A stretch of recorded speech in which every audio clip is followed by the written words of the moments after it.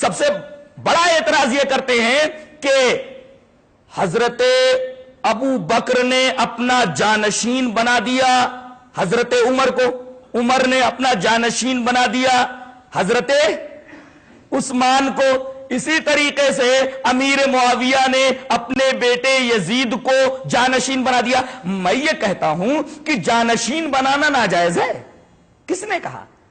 لوگ کہتے ہیں کہ اسلام میں خلافت ہی ہونی چاہیے، ملوکیت نہیں ہونی چاہیے، کس نے کہا؟ خلافت کا مقصد اگر ملوکیت پورا کر دے تو ملوکیت بری کیوں ہے؟ اور خلافت اگر ملوکیت جیسا کام کرنے لگے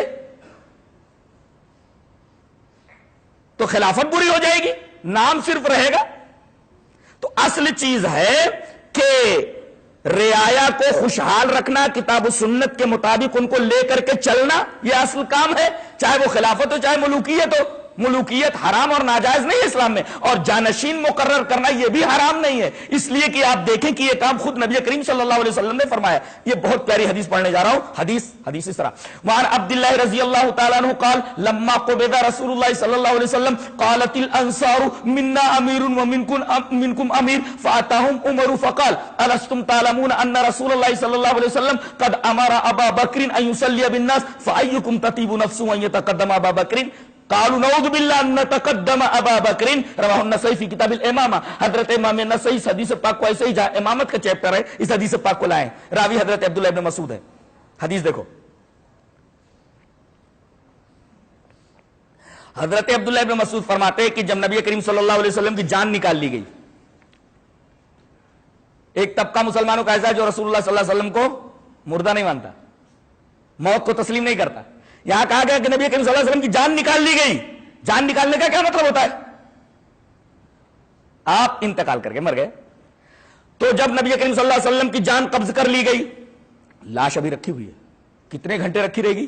تقریباً 36 گھنٹے، تقریباً 8 بجے آپ کا انتقال ہوا پیر کے دن، پورے دن لاش رکھی رہی، پوری رات لاش رکھی رہے گی، اور پھر منگل کا دن آ گیا، منگل پورا دن یہ لاش رکھی رہے گی، اور بدھ کی رات کو سورج کے غروب ہونے کے بعد دن شروع ہو جاتا ہے، تو بدھ کی رات کو آپ کی تدفین عمل میں آئی، تقریباً 36 گھنٹے آپ کی نعش مبارک رکھی رہے گی۔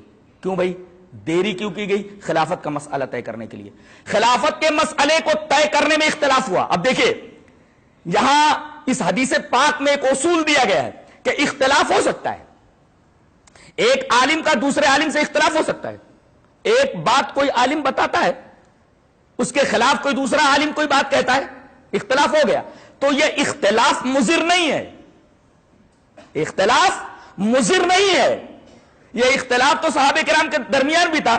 حضرت علامہ امام شوکانی رحمت اللہ علیہ نے اپنی کتاب القول المفید کے اندر یہ لکھا ہے، امام شوکانی صاحب نول الاوتار، امام شوکانی نے اپنی مشہور کتاب القول المفید میں لکھا ہے کہ حضرت عبداللہ ابن مسعود رضی اللہ تعالیٰ عنہ جو اس روایت کے راوی ہیں، اور حضرت عمر رضی اللہ تعالیٰ عنہ جو نبی کے دوسرے خلیفہ ہیں، ان کے درمیان 100 مسئلوں میں اختلاف تھا۔ کتنے مسئلوں میں؟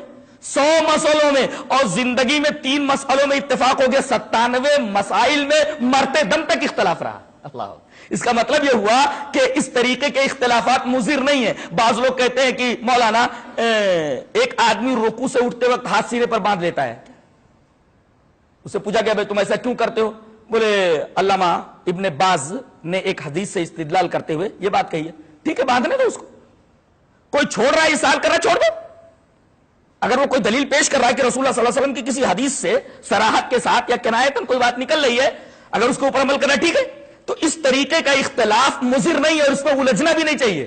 اس طریقے کا اختلاف صحابہ کرام کے درمیان تھا۔ امام شوکانی قول المفید کے اندر لکھ رہے ہیں کہ حضرت عبداللہ بن مسعود اور حضرت عمر میں 100 مسئلوں میں اختلاف تھا، زندگی میں 3 مسئلوں میں اتفاق ہو گیا، مرتے دم تک 97 مسائل میں اختلاف ہی رہا۔ اس کا مطلب دونوں غلطی پر تھے؟ نہیں، ایسا اختلاف ہو سکتا ہے۔ اختلاف ہو گیا یہاں، کیا خلیفہ کون بنے؟ تو لوگوں نے کہا، چند لوگ کھڑے ہوئے اور کہا کہ دیکھو مسئلے کا حل کیا ہے، یہ ہے، کہا کہ پیش کرو۔ کہا کہ ایک امیر انصاریوں میں کا اور ایک امیر مہاجرین میں کا۔ قالت الانصار، انصاری لوگوں نے کہا منا امیر و منکم امیر، ایک امیر ہم میں کا ایک امیر تم میں کا، 2 امیر ہو جاتے ہیں۔ اتنے میں حضرت عمر آئے، فاتاہم عمر، حضرت عمر آئے اور کہا کہ دو امیروں کا ہونا یہ اختلاف کو باقی رکھے گا، اختلاف کا حل نہیں ہوا، اختلاف باقی رہے گا. اس طریقے سے یہ اختلاف کا سولوشن نہیں ہے، اختلاف کا حل نہیں ہوا ہے. تو کہا کہ آپ ہی بتا دو. کہا کہ ایک بات بولتا ہوں، دیکھو کتنی اچھی بات بتا رہے ہیں، دو امیر رہیں گے تو مسائل میں اختلاف باقی رہے گا، بلکہ اختلاف حقیقت میں باقی رہے گا. تو کہا کہ آپ ہی بتا دیجئے اختلاف کو حل کیسے کریں. دیکھو حضرت عمر کیا فرما رہے ہیں، کہتے ایک بات بولوں، بولے الستم تعلمون، کیا تم یہ نہیں جانتے ہو. کہا کہ کیا؟ فرمایا ان رسول اللہ صلی اللہ علیہ وسلم قد امر ابا بکر ان یصلی بالناس، کہ نبی نے اپنے بیمار ہونے مرض الموت کے زمانے میں اپنے مصلی پر کس کو کھڑا کیا تھا؟ نماز پڑھانے کے لیے، کہ لوگوں کو نماز پڑھائیں. ان یصلی بالناس، لوگوں کو نماز پڑھائیں. کہا کہ حضرت ابو بکر کو. کہا فَأَيُّكُمْ تَطِيبُ نَفْسُهُ أَن يَتَقَدَّمَ أَبَا بَكْرٍ، تو کس کا دل چاہے گا کہ ابو بکر سے آگے بڑھے؟ قالوا، تو تمام صحابہ کرام جو اب تک اختلاف کر رہے تھے اور دو دو امیر بنانے کے چکر میں لگے ہوئے تھے، تمام لوگوں نے کہا نعوذ باللہ ان نتقدم ابا بکر، ہم اللہ کی پناہ چاہتے ہیں کہ ابو بکر سے آگے بڑھیں. ارے جس کو نبی نے اپنے حیات میں اپنی زندگی میں بڑا بنا دیا، اس سے آگے کون بڑھے گا؟ نبی نے سب سے بڑی عبادت جو نماز ہے، جو رسول اللہ صلی اللہ علیہ وسلم کو معراج میں دی گئی، اس عبادت کے لیے اپنی حیات ہی میں مصلی پر اگر حضرت ابو بکر کو کھڑا کر دیا تو کون ان سے آگے بڑھے گا؟ لہذا ابو بکر کو خلیفہ بنا دیا جائے. اللہ، اس کا مطلب یہ ہوا کہ اختلاف ہوتا تھا، مگر حدیث آ جانے کے بعد چاہے وہ کنایتن ہو چاہے صراحتن ہو، صحابہ کرام حدیث کے اوپر سر جھکا دیتے تھے اور اختلاف کا حل وہی مل جاتا تھا.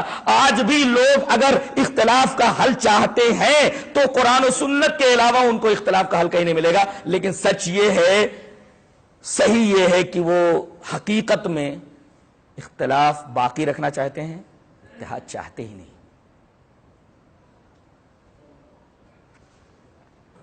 بتائیے، آپ نے اپنی حیات میں نماز پڑھانے کے لیے کس کو بنایا؟ ابو بکر کو. اشارہ کس بات کی طرف تھا؟ کہ میرے بعد جانشین کس کو بنانا، خلیفہ کس کو بنانا؟ حضرت ابو بکر کو. اب حضرت امیر معاویہ اگر اپنے بیٹے یزید کو باصلاحیت سمجھتے ہوئے اگر خلافت کے لیے مقرر کر دیتے، اپنی زندگی میں نامزد کر دیتے ہیں، ولی عہد بنا دیتے ہیں، تو اس سے اسلام کے اندر کون سا فساد اور کون سا فتنہ برپا ہو گیا؟ حضرت امیر معاویہ کو اسی وجہ سے گالی دی جاتی ہے، جبکہ حضرت امیر معاویہ رضی اللہ تعالیٰ عنہ نبی کریم صلی اللہ علیہ وسلم کے سالے محترم ہیں، امت کے ماموں ہیں، نبی کریم صلی اللہ علیہ وسلم کے سالے محترم ہیں حضرت امیر معاویہ. اور ان کے بارے میں یہ حدیث موجود ہے، کیا؟ وان عبد الرحمن ابن ابی امیرہ رضی اللہ تعالیٰ عنہ وکان من اصحاب رسول اللہ صلی اللہ علیہ وسلم عن النبی انه قال لمعاویہ رضی اللہ تعالیٰ عنہ اللہم اجعلہ ہادیا مہدیا وحدہ، رواہ الترمذی فی کتاب المناقب. حضرت امام ترمذی اس حدیث پاک کو اسے کتاب المناقب کے اندر لائے. حضرت عبد الرحمن ابن ابی امیرہ جو رسول اللہ صلی اللہ علیہ وسلم کے صحابی ہیں، وکان من اصحاب رسول اللہ صلی اللہ علیہ وسلم، رسول اللہ صلی اللہ علیہ وسلم کے ایک صحابی ہیں، وہ کہتے ہیں کہ نبی کریم صلی اللہ علیہ وسلم نے فرمایا ان نبی صلی اللہ علیہ وسلم، کیا فرمایا؟ کس کے بارے میں؟ قال لمعاویہ، معاویہ کے بارے میں دعا کی. یزید کے باپ حضرت معاویہ اپنے سالے کے بارے میں نبی کریم صلی اللہ علیہ وسلم نے دعا فرمائی اللہم اجعلہ ہادیا مہدیا، اللہ اس کو ہادی بنا دے، ہدایت دینے والا بنا دے، مہدی بنا دے یعنی ہدایت یافتہ بنا دے، وحدہ، اور ہدایت کے اوپر اس کو ہمیشہ قائم رکھ. بتائیے، جس کو نبی نے اس طریقے کی دعا کی ہو، جس کے لیے کہ اس کو ہدایت کے اوپر قائم رکھ، ہادی بنا دے، مہدی بنا دے، لوگ کہتے کہ یہ ہدایت کے اوپر نہیں تھا، گمراہ تھا. نبی نے جس کی ہدایت کے لیے دعا کی ہو، اگر وہ آدمی یزید کو خلیفہ بناتا ہے، یزید کو جانشین بناتا ہے، تو یہ ہدایت کی روشنی میں بناتا ہے. اس لیے کہ نبی نے حضرت امیر معاویہ کے بارے میں یہ دعا فرمائی ہے کہ اللہم اجعلہ ہادیا مہدیا وحدہ، اللہ اس کو ہادی بنا دے، ہدایت دینے والا، اسی طرح مہدی بنا دے، ہدایت یافتہ بنا دے، وحدہ، اور زندگی بھر اس کو ہدایت کے اوپر قائم رکھ. حضرت امیر معاویہ کے بارے میں نبی کی یہ دعا ہے کہ ہدایت کے اوپر تھے. لہذا جانشین مقرر کرنا اپنی حیات کے اندر یہ کوئی بری بات نہیں ہے. اس کو خواہ مخواہ شیعہ حضرات نے اچھال دیا ہے.